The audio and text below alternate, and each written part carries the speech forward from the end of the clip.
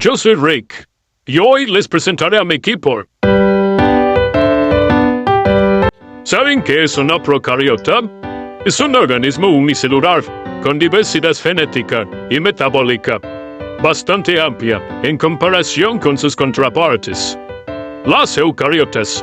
El día de hoy, en este video, les hablaremos acerca de todo el funcionamiento que hay detrás del mecanismo de la fotosíntesis. Como ya escucharon, el tema a tratar por nuestro equipo de laboratorio será la fotosíntesis, enfatizando principalmente en el proceso que se desarrolla en los microorganismos, explicado de forma más clara y concisa y fácil de recordar para ustedes. Sin más que agregar, iniciemos. Para todo ello, es importante hablar del sistema de vida fototrófico, el cual es la utilización de la luz como fuente de energía. Existen ciertos tipos de este sistema, siendo uno de ellos la fotosíntesis, la cual trataremos en este video. Los datos importantes y generales de este proceso son: es un proceso bioquímico y metabólico que consiste en sintetizar cosas a partir de la luz, convertir la energía luminosa a energía química y convertir la materia inorgánica a materia orgánica. Se divide en dos fases. Fase luminosa, la energía de la luz se convierte en energía química y se utiliza para la materia inorgánica, CO2, y se genera ATP. Fase oscura, en esta energía química se utiliza para reducir el CO2 para la obtención de materia orgánica, principalmente carbohidratos. Aquí hay consumo de ATP. Ahora bien, es importante mencionar las siguientes definiciones debido a su relación con los organismos que realizan la fotosíntesis en compañía con la fuente de carbono y energía. Comencemos explicando. Número 1. Los fotótrofos. Un organismo fotótrofo es aquel que obtiene energía a través de la fotosíntesis, convirtiendo la luz solar en energía química para sustentar sus funciones. Esto incluye plantas, algas y algunas bacterias. Y número 2, los fotoautótrofos. Son organismos fotótrofos capaces de crecer con dióxido de carbono como su única fuente de carbono. Los fotoheterótrofos son el mismo modo de organismo fotótrofo, pero con la diferencia de que este ocupa como fuente de carbono al carbono orgánico. Como ya se expuso anteriormente, la fotosíntesis se divide en dos, fase luminosa y fase oscura, pero entre cada fase ocurren ciertos cambios que difieren en varios aspectos importantes, siendo principalmente los compuestos a utilizar y los productos finales en cada fase, lo que va a permitir clasificar a la fotosíntesis en dos, que es la oxigénica y la axogénica. Así que acompáñame a descubrir las principales diferencias entre cada tipo. Fotosíntesis oxigénica, esta se basa en la producción de O2, la realizan plantas verdes, algas y cianobacterias. Esto debido a que la bacteria impulsa sus reacciones ocupando un poder reductor de electrones al HO2, haciendo que este sea débil. Por otro lado tenemos a la fotosíntesis axogénica. En esta no hay producción de O2, así que este tipo de bacteria va a ocupar como poder reductor electrones principalmente de azufre reducido, siendo H2S, azufre, etc. Por otro lado, también es muy importante mencionar que comparten ciertas similitudes para conectar correctamente y llevar a cabo un proceso de fotosíntesis adecuado. Por ejemplo, la número 1 es la producción de compuestos energéticos.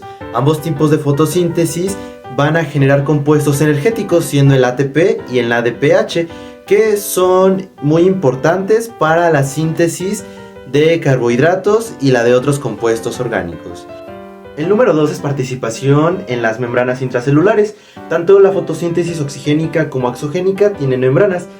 En las membranas de las células eucariotas son las tilacoides, mientras que las membranas intracelulares están dentro de una bacteria. Esto les permitirá capturar la energía del sol, o sea la luz, y la va a transformar mediante pruebas o procesos bioquímicos para realizar todo este proceso. Asimismo, hay grupos de bacterias que realizan un tipo de fotosíntesis específico. Por ejemplo, en la fotosíntesis anoxigénica son principalmente bacterias fotosintéticas del grupo de las bacterias púrpuras no del azufre. Por ejemplo, las Rhodophyllum y las Rhodobacter.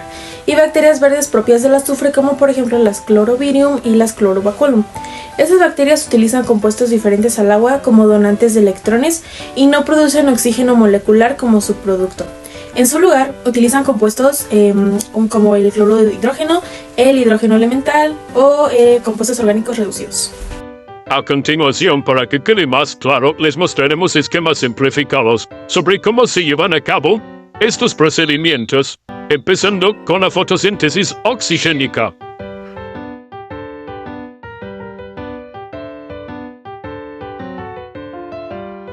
Y para fotosíntesis anoxigénica.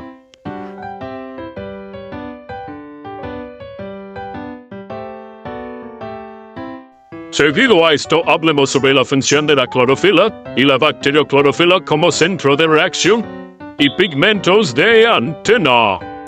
La fotosíntesis solo se produce en organismos que poseen algún tipo de clorofila. La clorofila es una porfirina que contiene un átomo de magnesio y a su vez también contiene radicales específicos que están unidos así a una molécula de alcohol de cadena lateral hidrofóbica. Esta permite la asociación de clorofila con lípidos y proteínas hidrofóbicas. Su función principal es capturar la energía luminosa de la luz solar y utilizarla para sintetizar carbohidratos mediante dióxido de carbono y agua. La clorofila más importante es la A. En la mayoría de las plantas superiores, algas y cianobacterias son de color verde, absorben con preferencia la luz roja y azul y transmitiendo la luz verde en el espectro de absorción. La bacterioclorofila está presente en ciertas bacterias fotosintéticas, siendo un pigmento fotosintético consiste en la captura de la energía solar impulsando la fotosíntesis, siendo de los fotótrofos anoxigénicos como las bacterias rojas y verdes. La diferencia entre estas dos es con respecto al espectro de absorción y la gran cantidad de clorofila que se encuentra presente en cada microorganismo, permitiendo más absorción por el espectro de absorción. Membranas fotosintéticas. Membranas fotosintéticas como los tilacoides en plantas y los tilacoides en cianobacterias son donde ocurre la fotosíntesis. En estas membranas, la luz solar es capturada por pigmentos fotosintéticos como la clorofila, desencadenando la fotólisis del agua, donde el agua se divide en oxígeno y protones y electrones. Los electrones transfieren a través de una cadena de transportes de electrones, incluyendo moléculas como la plastoquinona y citocromos, generando un gradiente de protones. Esto impulsa la fosforilación del ADP a ATP por medio de la ATP sintasa. Además, los electrones se utilizan para producir NADPA+ a NADPH, produciendo el poder reductor necesario para la fijación de carbono y la producción de carbohidratos.